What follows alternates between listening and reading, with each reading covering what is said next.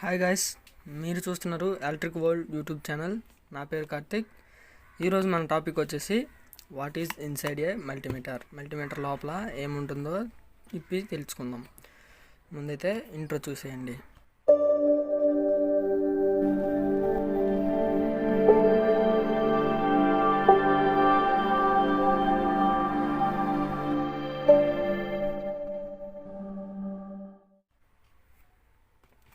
Okay friends, ఈ multimeter గురించి ముందుగా ఒక వీడియో చూశాను. ఆ వీడియో చూడకపోతే మన ఛానల్లో ఉంటుంది, వెళ్ళి చూడండి. ఫస్ట్ అయితే ఈ మల్టీమీటర్ ఒకసారి ఇప్పి చూద్దాం, లోపల ఏముంటుందో తెలుసుకోవాలి కదా. ఈరోజు ఈ వీడియో వచ్చేసరికి చాలా ఇంట్రెస్టింగ్గా ఉండబోతుంది, ఎండ్ వరకు చూడండి. ఫస్ట్ అయితే మల్టీమీటర్ కేస్ తీసేసాం.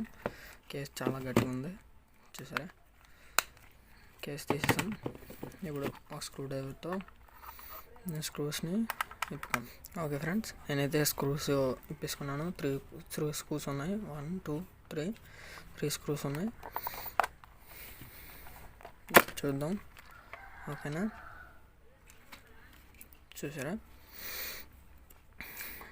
మల్టీమీటర్ లోపల.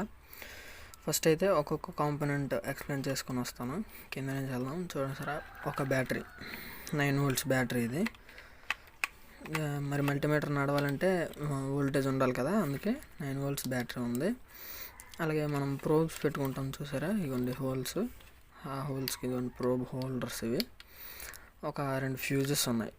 ఇది వచ్చేసరికి మనం ఏసీ కరెంట్స్ కొలుస్తాం కదా, ఇందులో ఈ రేంజ్లో పెట్టుకొని 600 200. ఒకవేళ ఏమైనా రాంగ్ అయితే ఫ్యూజ్ అవ్వడానికి ఫ్యూజ్ ఉంది. నెక్స్ట్ ఇది వచ్చేసరికి యాంపేర్స్ కొలుస్తాం, చూసా 10 amperes అని చెప్పాను కదా మన మల్టీమీటర్ వీడియోలో. అప్పుడు 10 amperes కన్నా ఒకవేళ ఏమైనా ఎక్కువ అయితే, ఇక్కడ చూసారా 10 amperes 250 volts ఫ్యూజ్డ్ అనమాట, ఫ్యూజ్ అవుతుంది అనమాట. అప్పుడు ఈ ఫ్యూజ్ పోతుంది. ఫ్యూజ్ నెంబర్స్ ఇవ్వండి, దీని మీద రాస్తుంది. ఫస్ట్ ఫ్యూజ్ చూసారా, మీకు కనిపిస్తుంది అనుకుంటా. ఇవ్వండి 250 milliamperes 250 volts, ఇది ఫస్ట్ ఫ్యూజ్. నెక్స్ట్ది 10 amperes 250 volts, ఇది ఫ్యూజ్ నెంబర్స్. ఇలాగ వెళ్ళి అడిగితే మనకి ఫ్యూజెస్ ఇస్తారు. ఇది పోతే అది మార్చుకోవచ్చు ఒకవేళ. నెక్స్ట్ అలా మీదకి వెళ్తే కొన్ని రెసిస్టర్స్ ఉన్నాయి. ఇటు సైడ్ 2 రెసిస్టర్స్ ఉన్నాయి. ఇది ఒక డయోడ్ ఉంది, ఇది ఒక రెసిస్టర్ ఉంది, పిఎఫ్ ఉంది, కెపాసిటర్ ఉంది. నెక్స్ట్ ఇది బజర్ అనమాట, మనం కంటిన్యూటీలో పెట్టుకొని చేస్తాం కదా, కంటిన్యూటీ రేంజ్లో అది ఆ బజర్ అనమాట. నెక్స్ట్ ఇంకా ఇది డిస్ప్లే సెక్షన్ అనమాట. దీని కిందన డిస్ప్లే ఉంటుంది. మెయిన్ చిప్ కూడా ఈ బోర్డు కిందనే ఉంటుంది. నేను ఇప్పి చూపించలేను, ఎందుకంటే వారంటీ ఉంది కాబట్టి. వారంటీ నేను క్లెయిమ్ చేసుకోవాలి కదా. నెక్స్ట్ బ్యాక్ లైట్ చూస్తారు కదా, బ్యాక్ లైట్ ఉంది కదా, బ్యాక్ లైట్ ఎలా వస్తుందో చూద్దామా. చూసారా, బ్యాక్ లైట్ మీకు కనిపిస్తుంది అనుకుంటున్నాను, లోపల నుంచి వస్తుంది. అవ్వండి, చూసారా.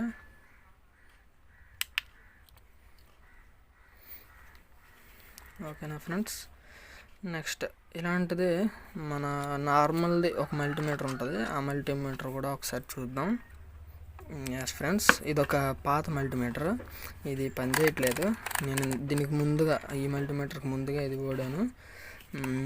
సో దీన్ని ఒకసారి ఇప్పి చూద్దాం, దీంట్లో లోపల ఎలాగ ఉంటుంది అనేది.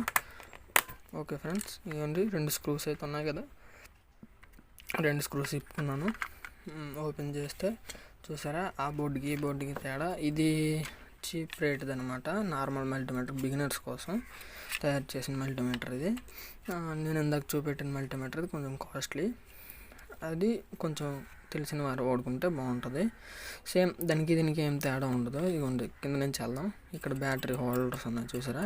ఇవ్వండి, కనిపిస్తుందా, ప్లస్ మైనస్. 9 volts బ్యాటరీ ఇవ్వాలి. 9 volts బ్యాటరీ సేమ్ దానిలాగా ఉంటుంది, ఇక్కడ పెట్టుకోవాలి. ప్రోబ్స్ పెట్టుకోవడానికి ప్రోబ్స్ హోల్డర్స్ ఇవ్వండి 3 ఉన్నాయి. ముందుకు చూద్దాం. ఇవ్వండి, దానికి కిందన ఉంటాయి, దీనికి ఇలా ఉన్నాయన్నమాట. ఆ మల్టీమీటర్కి ఈ మల్టీమీటర్కి తేడా ఏమి ఉండదు బోర్డులో. అండ్ సేఫ్టీ పరంగా అది కొంచెం బెటర్ అనమాట. నెక్స్ట్ ఇవి హోల్డర్స్ చూస్తారు కదా, ఇందులో ఫ్యూజెస్ ఉండవు, అందులో ఫ్యూజెస్ ఉంటాయి. ఒకసారి మీకు అది కూడా చూపిస్తాను, క్లారిటీ వచ్చేస్తుంది. చూసారా ఫ్రెండ్స్, దీంట్లో ఫ్యూజెస్ ఉన్నాయి, 2 ఉన్నాయి దీంట్లో ఫ్యూజెస్. దీంట్లో లేవన్నమాట. ఫ్యూజ్కి అయితే ఒక సెక్షన్ ఇచ్చారు, బట్ ఫ్యూజెస్ అయితే పెట్టలేదు. దీంట్లో బజర్ చూడండి చిన్నది ఉంది, దీంట్లో నార్మల్ బజర్ ఉందన్నమాట పెద్దది. నెక్స్ట్ దీని మెయిన్ చిప్ ఇగోండి, ఇది దీని మెయిన్ అనమాట. మొత్తం బోర్డ్ని ఇదే కంట్రోల్ చేస్తుంది.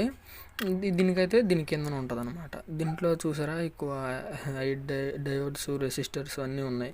అంటే ఇది సేఫ్టీ పరంగా అనమాట. ఇందులో పోయినా సరే సేఫ్టీ ఉంటుంది అనమాట. మల్టీమీటర్ మొత్తం పోదు, మెయిన్ ఆ ఫ్యూజెస్ డయోడ్స్ పోతాయి, మనం మార్చుకుంటే మళ్ళీ అదవిధంగా పనిచేస్తుంది. అదే ఇందులో అయితే ఉండదన్నమాట. అందుకే ఇది కూడా పోయిందనమాట. అయితే మనం డిస్ప్లే సెక్షన్ ఒకసారి చూద్దామా. బోర్డు చూసారా, మనం రోటరీ స్విచ్ ఉంటుంది కదా, అది చూడండి ఇందులో తిరుగుతూ ఉంటుంది అనమాట. ఇందులో ప్రింట్స్ కనిపిస్తున్నాయా మీకు? ఆ ప్రింట్స్ని ఆ రోటరీ స్విచ్కి ఇవ్వండి, ఇలాంటి పిన్స్ ఉంటాయి చూసారా, పిన్స్. ఆ పిన్స్ వాటిని కనెక్ట్ చేస్తుంది అన్నమాట. ఈ రెండు కనెక్ట్ అలాగా మనకి ఏ రేంజ్లో కావాలనుకుంటే ఈ ప్రింట్స్ పరంగా అది కనెక్ట్ చేసుకుంటుంది అనమాట. నెక్స్ట్ ఇవ్వండి, ఇది డిస్ప్లేకి సంబంధించిన కనెక్షన్స్ అనమాట. డిస్ప్లే కూడా చూపిస్తాను మీకు. ఇది మీకు పాత మల్టీమీటర్లో చెప్పినట్టుగా చూసారు, ఇక్కడ ట్రాన్సిస్టర్స్ పెట్టి చెక్ చేసుకోవచ్చు అన్నాను, హెచ్ఎఫ్ఈ అని. అలాగే సేమ్ ఇందులో కూడా హెచ్ఎఫ్ఈ పెట్టుకొని ఇది ట్రాన్సిస్టర్ చెక్ చేసుకున్నది అనమాట. ఇందులో ట్రాన్సిస్టర్స్ పెట్టుకోవచ్చు. ఇందులో అయితే లైట్ ఏమి ఉండదు, ఓన్లీ నార్మల్ డిస్ప్లే ఉంటుంది. ఇది డిస్ప్లే కనెక్షన్స్. బోర్డు అయితే చూసారు కదా. నెక్స్ట్ ఇప్పుడు డిస్ప్లే ఒకసారి చూడండి. ఇవ్వండి ఫ్రెండ్స్, ఇది డిస్ప్లే.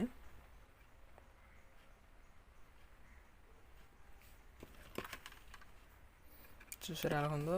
ఇది చూసారా, ఈ రబ్బర్ హోల్డర్ ఉంది కదా, ఈ రబ్బర్ హోల్డరు, ఆ రబ్బర్ హోల్డరు ఈ కనెక్షన్ చూసారా, ఈ కనెక్షన్లకి ఇలాగా అటాచ్ అవుద్ది అనమాట. ఇది చూసారా, అలాగనమాట. అలా అటాచ్ అయితే దీంట్లో ఉండే డేటా మనకు డిస్ప్లేలో కనిపిస్తుంది అనమాట. ఓకేనా ఫ్రెండ్స్, అర్థమైంది అనుకుంటున్నాను. మల్టీమీటర్ లోపల ఎలా ఉంటుందో అని తెలుసుకునే ఉంటారు అనుకుంటున్నాను. నేను పెట్టిన వీడియోకి మీరు ఆదరణ చూపించారు. అప్పుడు మనం 10 సబ్స్క్రైబర్స్ని పూర్తి చేసుకున్నాం. ఇలాగే నన్ను సపోర్ట్ చేస్తూ నా ఛానల్ని గ్రోత్ గురి చేస్తారని కోరుకుంటున్నాను.